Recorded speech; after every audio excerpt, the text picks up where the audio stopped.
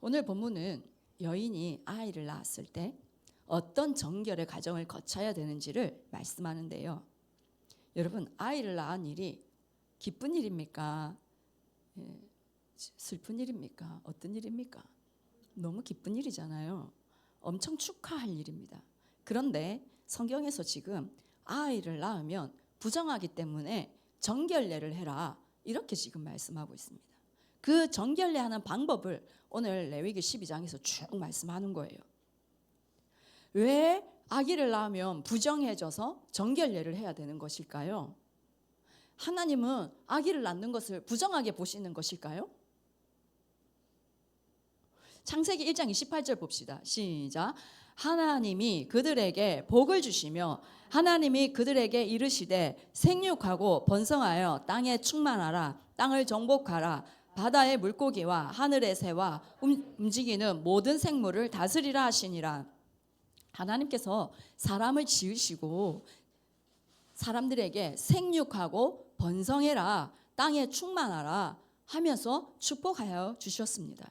그래서 우리 인간은 출생과 번성, 이 모든 것들은 당연히 하나님의 창조의 목적을 이루는 것이고 하나님이 주신 복입니다. 사람은 생육하고 번성해야 됩니다. 그런데 하나님은 지금 아이를 낳은 산모에게 부정하다고 하십니다. 2절 한번 보십시다. 시작. 이스라엘 자손에게 말하여 이르라. 여인이 임신하여 남자를 낳으면 그는 이래 동안 부정하리니 곧 월경할 때와 같이 부정할 것이며, 여자가 남자 아기를 낳으면 7일 동안 부정하다라고 하십니다. 그래서 7일은 다른 사람하고 접촉을 하면 안 됩니다. 그리고 그 후에 33일을 지나야 사녀리 깨끗해진다라고 하십니다. 4절 같이 한번 읽어보겠습니다. 시작. 그 여인은 아직도 33일을 지나야 사녀리 깨끗하리니 상결하게 되는 기한이 차기 전에는 성물을 만지지도 말며 성소에 들어가지도 말 것이며. 7일과 33일 합하면 40일이죠. 이 40일이 지나지 않으면 성물을 만질 수도 없고 거룩한 제물을 말하는 것이죠. 지금 하나님께 드릴 그런 제물, 그런 것도 만질 수도 없고 성막에 가지도 못하고요. 당연히 하나님께 제사도 드리지 못합니다. 이렇게 산모를 이제 그리고 아이까지도 부정하다 하여서 격리시키는 이유는 당시 고대 근동 시대에는요, 위생 상태가 너무나 열악했기 때문에 신체적으로 이 산모와 아이에게 세균이 옮지 못하도록, 침범하지 못하도록 그들의 건강을 보호하고 지켜주기 위해서 그렇게 한 것도 있습니다. 그런데 출산한 여인이 부정하다 하고 또 낳은 아기도 부정하다고 하는 그 이유는 원죄의 문제 때문입니다. 아담과 하와가 하나님께서 금하신 선악을 알게 하는 그 나무의 열매를 먹어버렸죠.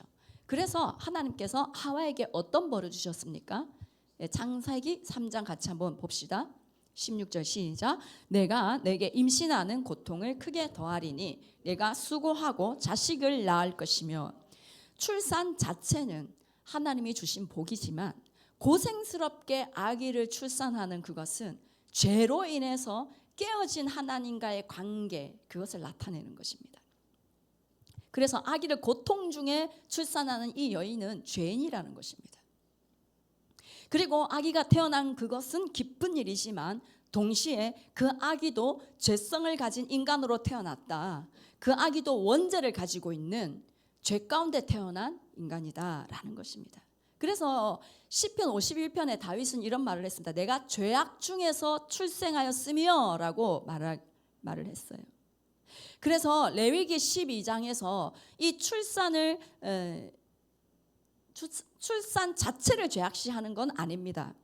그렇지만 모든 인간이 죄 가운데 있고 죄 아래 태어나는 존재라는 것을 전제하고 이 말씀을 지금 하시는 것입니다. 자, 3절 같이 한번 읽어보겠습니다. 시작. 8째 날에는 그 아이의 포피를 벨 것이요. 아이가 태어난 지 8일째에는 포피를 베라. 생식기에 포피를 베라는 말인데 할례를 말하죠. 이스라엘은 남자아이가 태어나면 할례를 해야 했습니다. 이 할례가 어떻게 생겨난 건지 잠깐 말씀을 드리면, 하나님께서 아브라함을 부르셨죠. 내가 너를 큰 민족이 되게 하겠다라는 약속을 해주셨습니다. 그런데 아브라함이 아무리 기다려도 하나님이 아들을 주시지 않았습니다. 그래서 결국 사라의 여종 하갈을 통해서 아들을 낳았죠. 이스마엘을 낳았습니다. 그때가 아브라함 86세였습니다. 하나님은 그 사건을 보시고 아무 말씀도 안 하셨습니다. 10여 년을 침묵하셨습니다. 그리고 다시 아브라함 99세 때 나타나셨습니다. 하나님의 약속을 신뢰하지 못하고 하갈을 취한 그에게 하나님께서 13년 후에 나타나셔서 나는 전능한 하나님이라 너는 내 앞에 행하여 완전하라 라고 말씀하셨습니다. 이 말씀 뜻은요, 왜 너는 나를 믿지 못하고 하갈을 취했느냐? 나는 네가 아무리 나이가 많아도 너에게 아들을 줄 수 있는 전능한 하나님이야. 너 내 앞에 온전히 믿고 순종해 라는 의미였습니다. 그러면서 하나님께서 내가 너와 언약을 하고 너를 심히 번성하게 해서 내가 너를 여러 민족의 아버지가 되게 할 거야. 그렇게 약속을 하시면서 이 원래 아브라함의 이름이 뭐였습니까? 아브람이었어요. 아브람이었는데 하나님께서 열국의 아버지라는 뜻으로 아브라함이라는 이름을 주셨습니다.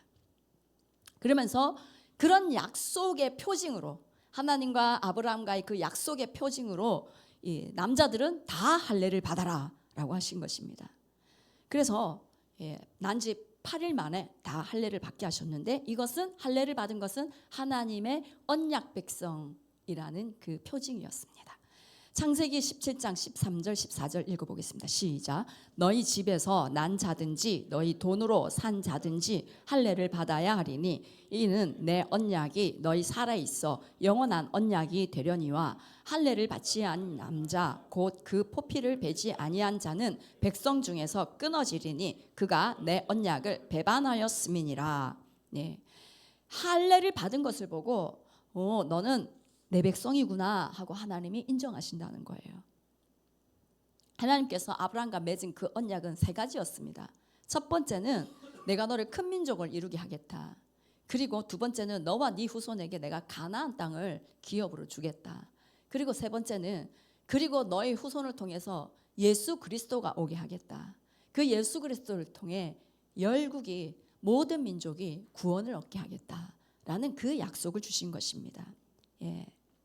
그래서 제 가운데서 태어난 아기들은, 이 남자 아기들은 할례를 행함으로써 이 약속을 받은 하나님의 백성이라는 것을 상징하는 그런 할례를 받음으로써 하나님의 백성이 되었고, 그리고 그 약속을 성취해가는 하나님의 언약 백성이 된 것입니다. 하나님은 할례를 행할 때 그 흘리는 피, 그것을 보면서 이 아이를 하나님의 자녀로 생각해 주신 거예요. 원죄에도 상관없이, 죄악 중에 태어난 것과 상관없이 의인으로 인정을 해주시고 하나님의 백성으로 인정해 주신 것입니다. 그런데요, 여러분, 할례를 난지 8일 만에 하는 이것이요, 굉장히 현대의학적으로 아주 시기적절한 때라고 합니다. 왜냐하면 이 8일이 그 혈액학적 관점으로 볼 때 출혈을 가장 적게 할 수 있는, 상처를 가장 안전하게 치유할 수 있는 완벽한 타이밍이라고 하네요. 상처가 났을 때 피가 멈추게 하는 혈액 응고 단백질이, 그 이름이 프로트롬빈이라고 하는데요. 그 수치가 출생 직후에는 급격하게 변한다고 합니다. 생후 3일째에는 그 수치가 성인 정상 수치의 30% 정도밖에 안 된답니다. 굉장히 떨어져 있기 때문에 그때 상처가 크게 나면 굉장히 출혈을 많이 할 수 있는 상황이 되는 거죠. 그런데 생후 8일째는요, 이 수치가 자연적으로 급상승한다고 합니다. 그래서 성인인들의 수치보다 120% 정도 일시적으로 최고치에 달한다고 합니다. 그날. 그래서 그날 상처가 나면은 이 출혈을 최소화할 수 있는 거예요. 그리고 그 다음 날이 되면은 다시 일정 수준으로 100% 정도로 떨어진다고 합니다. 성인의 수준과 똑같아진다고 합니다. 그래서 가장 피가 빨리 멎는 날, 가장 출혈을 최소화할 수 있는 날이 생후 8일째랍니다. 우리 하나님이 지금으로부터 3,500년도 넘게 전에 모세에게 이렇게 알려주셨어요. 우리 하나님은 과학과 의학의 주인이시고 가장 뛰어난 과학자이시고 가장 뛰어난 의학자이심을 믿습니다. 구약 시대에는 이 할례가 문자 그대로 정말 준수되어야 했습니다. 그래야 하나님의 백성이었습니다. 그런데 예수 그리스도께서 오심으로 인해서 율법을 완성시키셨죠, 그분께서. 그래서 우리는 그럼 어떻게 해야 되나? 우리는 어디에다가 할례를 해야 될까요? 우리는 어디에다가 할례를 해야 될까요? 마음에 할례를 해야 됩니다. 로마서 2장 29절 한번 읽어보겠습니다. 시작. 오직 이면적 유대인이면 이 할례는 마음에 할지니 영에 있고 율법 조문에 있지 아니한 것이라. 그 칭찬이 사람에게서가 아니요 다만 하나님에게서니라. 마음의 할례를 행하라. 어떤 의미인지 아시겠죠? 형식적인 거, 종교적인 그런 모든 것들을 다 버리고 진정으로 우리의 내면, 우리의 중심이 근본적으로 완전히 변화되는 거고, 그것을 말합니다. 신명기 10장 16절에도 말씀하셨습니다. 읽어볼게요. 시작. 넘겨주세요. 시작. 마음의 할례를 행하고 다시는 목을 곧게 하지 말라. 할례를 마음에 한다는 이 말은 하나님 앞에서 딱딱하게 굳어있는 인간의 그런 마음 상태, 고집, 교만, 죄악된 본성, 이것을 칼로 베어내듯이 단호하게 잘라내 버리라 라는 의미입니다. 마음의 할례를 받은 사람은 어떤 특징이 나타날까요? 신명기 30장 6절 말씀 한번 읽어보겠습니다. 시작. 내 하나님 여호와께서 내 마음과 내 자손의 마음에 할례를 베푸사 너로 마음을 다하며 뜻을 다하여 내 하나님 여호와를 사랑하게 하사 너로 생명을 얻게 하실 것이며. 마음의 할례를 받은 자는 마음을 다하여 뜻을 다하여 하나님을 사랑하게 하시고 그래서 생명을 얻게 해 주신다라고 말씀하고 있습니다. 우리 아이네 모든 가족들이 이 마음의 할례를 받기를 원합니다. 우리의 딱딱하고 굳어져 있는 이 마음, 고집, 교만, 죄악된 본성, 이것들이 다 뜯겨져 나가기를 원합니다. 정말 마음의 할례를 받음으로 온 마음을 다해서 온 뜻을 다해서 하나님을 너무나 사랑하는 우리가 되기를 원하고, 그래서 우리 안에 생명으로 가득하기를 원합니다. 그러면 마음의 할례는 어떻게 받아요? 받고 싶은데 어떻게 받아요? 성령을 통해서 받습니다. 로마서 2장 29절 한번 읽어봐 주세요. 시작. 할례는 마음에 할지니 영에 있고. 에스겔 36장 26절 27절도 읽어보겠습니다. 또 새 영을 너희 속에 두고 새 마음을 너희에게 주되 너희 육신에서 굳은 마음을 제거하고 부드러운 마음을 줄 것이며 또 내 영을 너희 속에 두어 너희로 내 율례를 행하게 하리니 너희가 내 규례를 지켜 행할지라. 성령 하나님을 통해 성령께서 우리에게 임하심으로 인하여서 우리의 마음에 딱딱한 가죽들이 벗겨지고 우리의 영혼이 새롭게 되고 부드러운 마음이 되어서 하나님을 뜨겁게 사랑할 수 있다는 것입니다. 성령님을 보내주신 이유도 이것입니다. 우리가 성령님을 계속해서 더 갈망하기 원합니다. 성령으로 충만해져서 우리의 마음이 부드러운 마음이 되기를 원하고 하나님의 통치 안에서 온전히 있는 우리의 마음이 되기를 원합니다. 5절 같이 한번 읽어보겠습니다. 시작. 여자를 낳으면 그는 2일 동안 부정하리니 월경할 때와 같을 것이며 사녀리 깨끗하게 되면 66일을 지내야 하리라. 아들을 낳으면 7일 동안 부정하다 하고 딱 격리하고요. 딸을 낳으면 2일에 14일 동안 부정하다라고 하면서 격리를 해야 된다 하셨습니다. 아들 낳으면 7일 격리, 그 다음에 33일 동안 하나님 앞에 나아가지 못해요. 딸 낳으면 14일 격리, 66일 동안 하나님 앞에 나아가지 못해요. 4절에서 성물도 못 만지고 성소에 나갈 수도 없다라고 하였습니다. 아들은 합하면 40일이고 딸은 합하면 80일입니다. 왜? 딸을 낳으면 아들을 낳았을 때보다 2배나 격리하고 2배의 기간이나 걸려서 기다렸다가 사늘이 깨끗해진다고 그렇게 하실까요? 남녀 차별합니까? 여자는 천대합니까? 아들 안 낳고 딸 낳았으니까 2배 기간 동안 근신해야 된다, 뭐 이런 것인가요? 왜 그랬을까? 되게 우리가 그냥 성경을 읽으면 참 이해하기 어려운 부분이죠. 당시 물론 딸보다 아들을 귀하게 여겼습니다. 그래서 딸을 낳은 산모가 눈치를 보거나 구박을 받는 일도 많았다고 합니다. 그래서 가부장적인 사회로부터 이 산모와 딸을 보호하기 위한 하나님의 배려도 있고요. 그리고 죄가 아담으로 인해 이 세상에 들어왔다라고 말하지만 엄격하게 말하면 죄는 누구로부터 들어오게 됐습니까? 여자로 인해서 들어왔습니다. 하와가 먼저 그 선악과를 먹었죠. 그래서 아담에게 먹어보라 했죠. 디모데전서 2장 14절 15절입니다. 시작. 아담이 속은 것이 아니고 여자가 속아 죄에 빠졌습니다.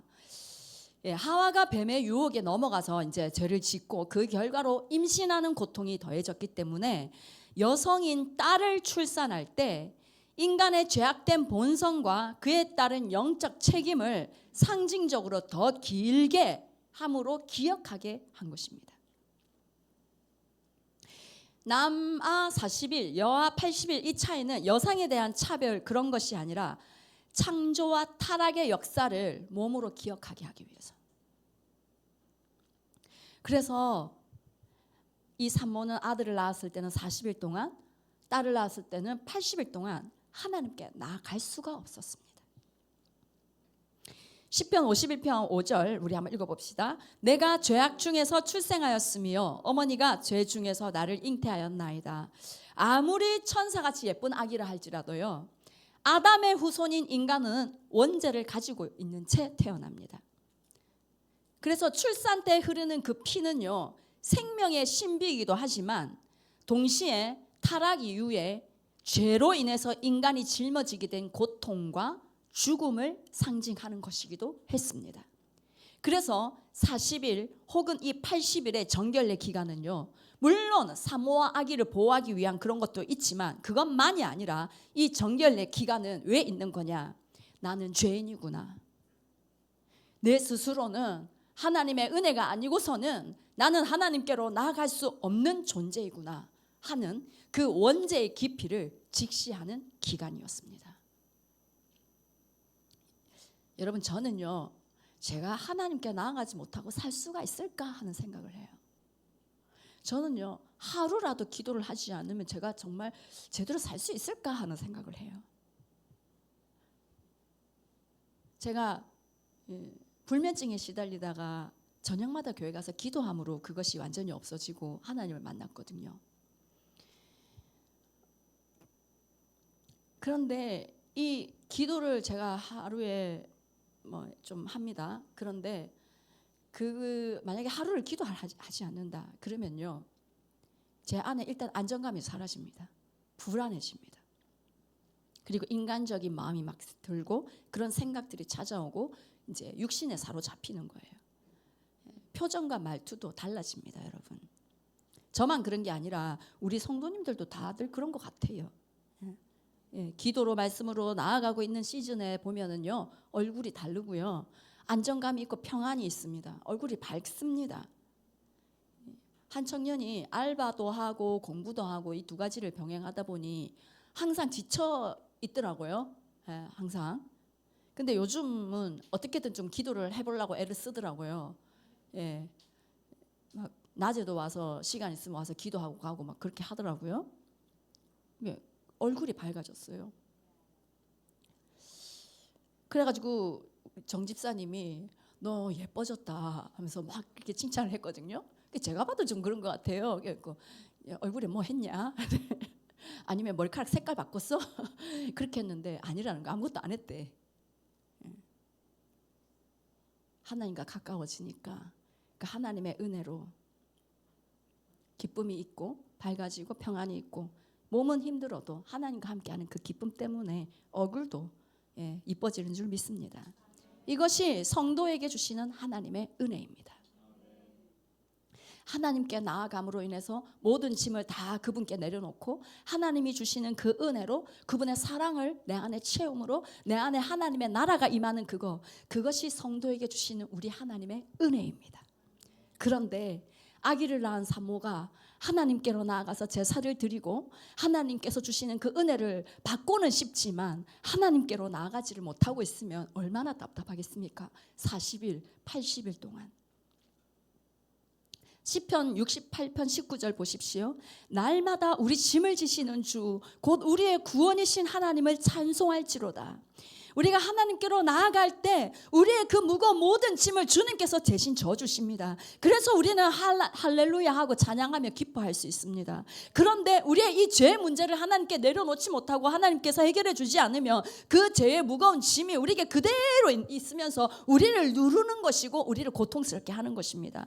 그래서 시편 38편 4절에 이렇게 고백하고 있습니다. 시작. 내 죄악이 내 머리에 넘쳐서 무거운 짐 같으니 내가 감당할 수 없나이다. 우리가 하나님께 나아가지 못하고 있으면 이렇게 되는 거예요. 눌리고 무겁고 힘이 들고.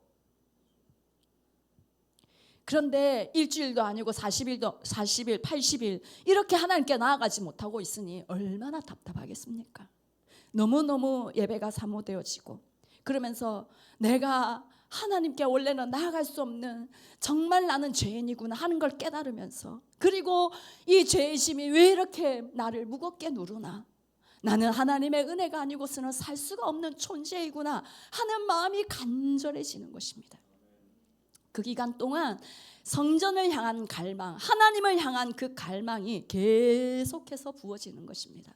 이 40일과 이 80일은요 하나님만을 간절히 갈망하며 기다리는 그런 훈련의 시간인 거예요. 그렇게 하나님께 나아가는 그 시간을 기다리게 하고 나서 하나님께서는 어떻게 해주셨냐? 6절 7절입니다. 시작. 아들이나 딸이나 정결하게 되는 기한이 차면 그 여인은 번제를 위하여 1년 된 어린 양을 가져가고 속죄제를 위하여 집비둘기 새끼나 산비둘기를 회막문 제사장에게로 가져갈 것이요 제사장은 그것을 여 앞에 들여서 그 여인을 위하여 속죄할지니 그리하면 사녀리 깨끗하리니 이는 아들이나 딸을 생산한 여인에 대한 규례니라. 산모는 기한이 차면 번제와 속죄제를 드리러 갈 수 있었습니다. 1년 된 어린 양을 데리고 비둘기를 데리고 제사장에게 가서 하나님께 제사를 드릴 수 있게 됐습니다. 속죄제 뜻이 뭡니까? 하나님, 저는 죄인입니다. 저의 죄를 용서해 주십시오. 번제의 의미가 뭐였습니까? 하나님께 저를 드립니다. 저를 태워드립니다. 저를 받아주십시오. 저는 주님의 것입니다. 그런 의미입니다. 산모는 속죄제를 통해서 단절된 하나님과의 관계를 회복하고 하나님께 자신의 삶을 내어드리면서 다시 하나님의 은혜 가운데 살 수 있게 되었습니다. 이 40일, 80일 동안 하나님과의 관계가 깨어진 이 모든 것은요, 모든 사람이 다 죄 가운데 있다는 인류의 모습인 거예요. 죄로 인해 하나님과 단절된 모든 인류에게 하나님은 구약 시대에는 5대 제사를 주셨습니다. 그들의 죄를 해결하기 위해서. 그 5대 제사는 누구를 의미할까요? 예수 그리스도. 그리고 대제사장을 구약 시대에는 주셨는데 그 대제사장은 누구를 의미합니까? 예수 그리스도. 또한 친히 예수께서 제물이 되어주셨죠. 그래서 레위기의 5대 제사와 대제사장 그리고 제물, 이 모든 것은 누구를 의미합니까? 예수 그리스도를 의미합니다. 그래서 레위기는 뭐냐? 복음이다. 하나님은 모든 인류가 가지고 있는 그 원죄, 그것을 예수 그리스도로 인해서 사함받고 회복하는 이 복을 이 산모의 정결례를 통해서 계시하시고 계신 겁니다. 너무 중요한 말이라서 한 번 더 읽어드릴게요. 모든 인류가 가지고 있는 그 원죄, 그것을 예수 그리스도로 인해서 사함받고 회복하는 이 복을 산모의 정결례를 통해서 계시해 주신 것입니다. 8절 다시 한번 같이 읽어보겠습니다. 시작. 그 여인이 어린 양을 바치기에 힘이 미치지 못하면 산비둘기 2마리나 집비둘기 새끼 2마리를 가져다가 하나는 번제물로 하나는 속죄제물로 삼을 것이요 제사장은 그를 위하여 속죄할지니 그가 정결하리라. 아멘. 어린 양을 바칠 형편이 못 되는 가난한 사람들 위해서 하나님은 미리 말씀해 주셨습니다. 비둘기를 가져와서 번제와 속죄제를 드려라. 그러면 너희도 정결하게 된다라고 해주셨습니다. 예수님의 어머니 마리아도 비둘기 2를 가지고 가서 드렸어요. 가난한 가정이었죠. 그런데 하나님께서 이 사람들의 형편을 아시고 그 모든 사람들이 한 사람도 하나님의 은혜에 제외되지 않도록 길을 열어주신 것입니다. 40일, 80일 그동안 내가 죄인임을 철저히 깨달으며 하나님의 속죄의 은혜를 간절히 구하며 나아가는 이들에게 하나님은 그들의 재물을 받으시고 정결케 하시고 그들과 다시 회복하셨습니다. 하나님께서 출산한 여인들에게 정결례의 이 기간을 주신 것은 산모를 정죄하고 내치기 위함이 아니라 산모가 보호받게 하시고 또 하나님께로 나갈 수 있는 길을 열어주신 것이다 라고 우리가 기억하면 되겠습니다. 사람을 향한 하나님의 생각은 언제나 생명이고 은혜이고 복임을 믿으시기 바랍니다. 그러나 이 하나님의 은혜는요, 내가 죄인임을 철저하게 깨달을 때에 경험되어지는 것이기에 하나님은 출산한 여인에게 이 정결례 기간을 주신 것입니다. 정결의 과정을 통해서 내가 철저히 죄인임을 깨달을 때에 하나님과 회복하는 그 은혜가 너무 감사한 것이죠. 하나님의 그 깊으신 은혜를 깨닫게 하기 위해서 주신 것이다 라는 의미입니다. 그래서 오늘 우리에게 이런 고백이 있기 원합니다. 하나님, 저는 어쩌다가 죄를 지은 그런 사람이 아니라요, 저는 제 죄가 항상 제 안에 있고요, 그리고 저는 죄 중에서 출생한 존재입니다. 하나님의 은혜가 나를 덮어주지 않으면 나는 죄 가운데 살 수밖에 없는 너무나 연약한 짐승과도 같고 암흑인 존재입니다. 하나님, 나를 불쌍하게 여겨 주시옵소서.